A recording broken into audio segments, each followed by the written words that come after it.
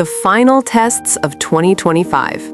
What must end before your new beginning. Welcome back to Mind Manifestor, where we explore the deeper currents of consciousness and transformation. Today, we're discussing why 2025 has felt less like progress and more like pressure, and why that's exactly what needed to happen. The year of completion, not creation. 2025 wasn't designed to give you what you wanted. It was designed to remove what no longer belongs in your future. If this year has felt heavy, clarifying, or emotionally decisive, it's because you're standing at a threshold. Nothing incomplete crosses into 2026. This is why manifestation has felt blocked for so many of you, not because you're doing something wrong, but because this isn't a year of creation, it's a year of closure. Think of it this way. You can't build a solid foundation on unstable ground. 2025 is clearing that ground. For years, you've grown through patience and endurance. You've learned to hold faith when reality lagged behind. But that phase has served its purpose. The habits it created, overgiving, waiting, self-sacrifice, cannot follow you into what comes next. The pressure that reveals truth. This year removes your ability to sustain connections through endurance alone. What once felt tolerable now feels impossible. What once felt confusing now feels obvious. Your nervous system is rejecting what your mind once rationalized. You're not being asked to fight harder. You're being asked to finish the lesson. Completion is the currency of 2025. Every test you pass removes weight from your future. Every boundary you maintain stabilizes your foundation. Every illusion you release creates space for something real. Test 1. Choosing self-loyalty over familiar pain. The first test isn't about love, it's about loyalty to yourself. For too long, self-sacrifice was confused with devotion. Endurance was confused with strength. Staying was confused with spiritual maturity. 2025 exposes where your loyalty has been misplaced. This year puts you in situations where staying connected requires self-betrayal, where understanding requires your silence, where patience requires you to shrink. The test is simple, but not easy. Will you remain loyal to truth when staying loyal to the situation demands you abandon yourself? Self-loyalty doesn't appear as anger. It appears as refusal, a refusal to keep explaining, a refusal to keep waiting without reciprocity, a refusal to interpret absence as depth. You may notice you've changed. You no longer chase clarity or seek reassurance. You no longer try to be understood at all costs. This isn't emotional withdrawal, it's alignment.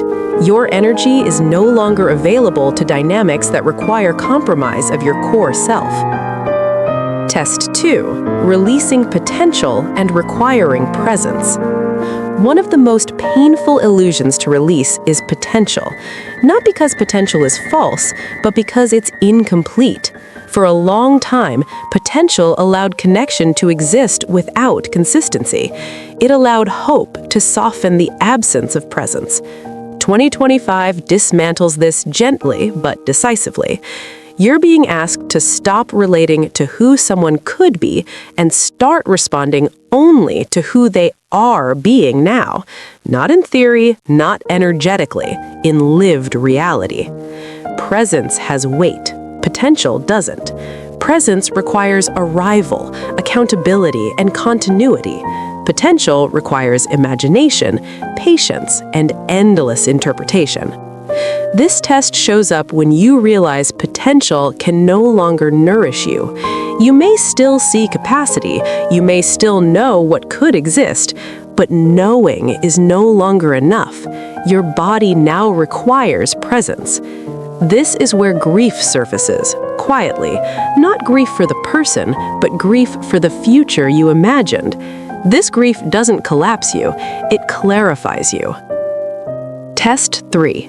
Establishing emotional independence. For years, emotional connection was sustained through longing and anticipation.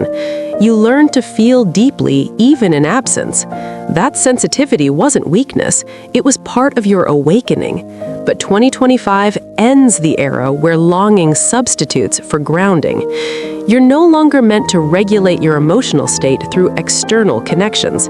You're meant to stand emotionally whole, regardless of who is present or absent. This is why emotional states feel different now. The highs feel muted. The lows don't pull you under. The dramatic swings that once defined your experience begin to flatten. This isn't numbness, it's regulation. Emotional dependence kept connections alive when reality couldn't. Emotional independence reveals whether connections can survive without intensity. Many cannot. Your emotional center has returned home. You're less reactive to behaviors, less affected by silence, less pulled by mixed signals. Not because you care less, but because your stability no longer depends on external validation. Test 4. Making boundaries non-negotiable. Boundaries have always existed in your journey, but in earlier stages, they were flexible, emotional, and often postponed. You set them, softened them, re-explained them, and moved them when hope asked you to. That phase is complete. In 2025, boundaries aren't suggestions, they're structures. They hold not through enforcement, but because your energy no longer crosses them. You're no longer willing to negotiate your peace for connection, not because you've become rigid, but because your nervous system understands what it costs to remain open without protection. You may notice you no longer announce your limits or explain why something doesn't work. You simply don't engage where alignment is missing. This isn't avoidance, it's clarity. Boundaries that hold reveal whether connections can exist without asking you to bend. When they cannot, the distance is no longer painful, it's appropriate. Test 5. Embodying truth, not just knowing it. The final tests strip truth of all decoration. This is the year where truth can no longer live in words, insights, or spiritual understanding alone. Truth must be embodied, lived, and expressed through action, choice, and alignment. For much of your journey, truth lived in awareness. You knew things before they happened. You understood dynamics before they were spoken. This inner knowing was powerful, but incomplete. Knowing without embodiment kept you suspended between insight and experience. 2025 asks, are you living what you know? Embodied truth means your choices no longer contradict your awareness. Your boundaries reflect your values. Your actions match what you say you deserve. You no longer tolerate situations your soul has already outgrown. This is uncomfortable because it removes all hiding places. You can't say you understand and then stay silent. You can't claim alignment and then accept misalignment. You can't speak about your dreams while participating in dynamics that prevent them. The final separation, energetic completion. The ultimate test of 2025 is a test of separation, not physical separation or emotional withdrawal, but energetic separation, the kind that happens quietly, internally, and irreversibly when the soul completes a cycle. For a long time, you felt energetically tied to outcomes beyond your control. Your energy stayed partially oriented to what might happen, when things might shift, how situations might resolve. That orientation ends now. The final energetic separation feels like neutrality. You stop checking, you stop monitoring, you stop investing energy where nothing is being exchanged in reality. This separation is necessary. Nothing new can be built on entanglement. It can only be built on conscious choice. And choice is impossible when energy is still unconsciously intertwined. This is why silence feels different now. Earlier, silence triggered longing or anxiety. Now it feels empty of charge. There's no story attached, no interpretation needed, no emotional labor required. what 2026 requires. 2026 doesn't need struggle, it needs completion. What arrives next will meet you in truth, not intention. Not because you waited long enough, but because you became whole enough. Nothing that belongs in your future will be lost in 2025. Only what cannot survive truth will fall away. And everything that does fall away creates space for what can actually sustain you. If you're feeling tired of repeating cycles, done with explaining yourself, and unwilling to wait without reciprocity, you're not failing, you're completing. The tests aren't about proving anything, they're about ending self-abandonment.